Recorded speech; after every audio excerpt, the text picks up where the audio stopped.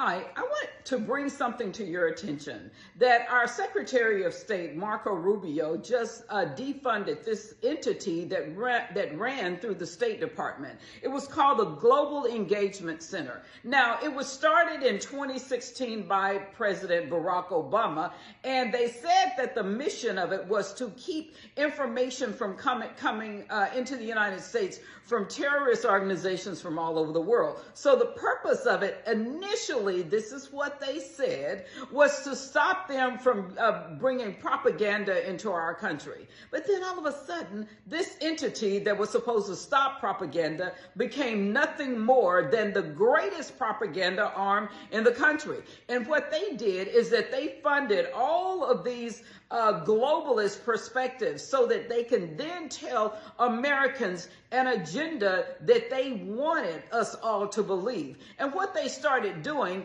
is they started banning, even like President Trump, they started banning anyone that was against this globalist perspective.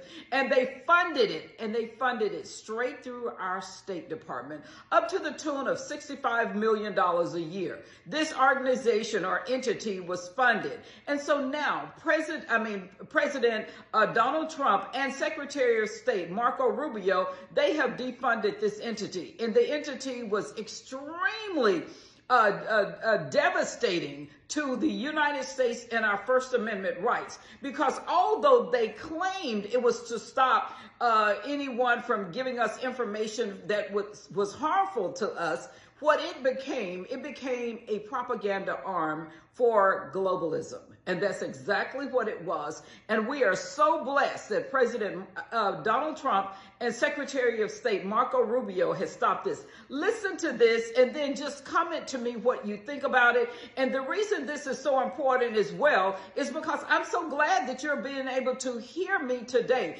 because I am one of those people whose views and whose my media sources have, tremendously dropped lately, especially here on this platform, because of what I say. And so anyway, I just think it's only just fitting that you listen to what Secretary of State Marco Rubio is saying about this disinformation campaign that was going on, and it was being paid for right here in the United States through our State Department.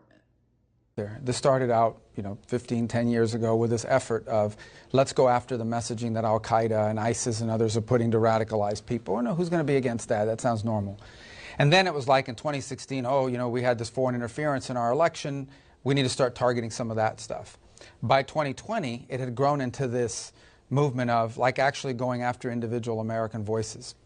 And one of the ways that was being done wasn't just directly, because the guy that was running this thing, Stengel, was actually a guy that was out there saying, Donald Trump talks just like a Russian spy. He talks just like a terrorist. Right. And so do the people around him. But they were also taking money from this program and using it to fund these NGOs, these third-party groups who were supposed to be like impartial. Those groups were then tagging. They were literally tagging and labeling voices in American politics, Ben Shapiro, the Federalist, others, tagging them as foreign agents. So you look at it and say, American taxpayers, through the State Department, were paying groups to attack Americans and to try to silence the voice of Americans. And there were consequences. These weren't just a label they put on people. Some of these people got deplatformed, they got taken down, they couldn't communicate. So it was outrageous. So before President Trump took over, they disbanded this unit. They just renamed it and moved it somewhere else. But now, over the last few months, we've worked on it and just taken it down. And to the extent we're spending money now, we are going to spend money on messaging. It's going to be pro-American messaging.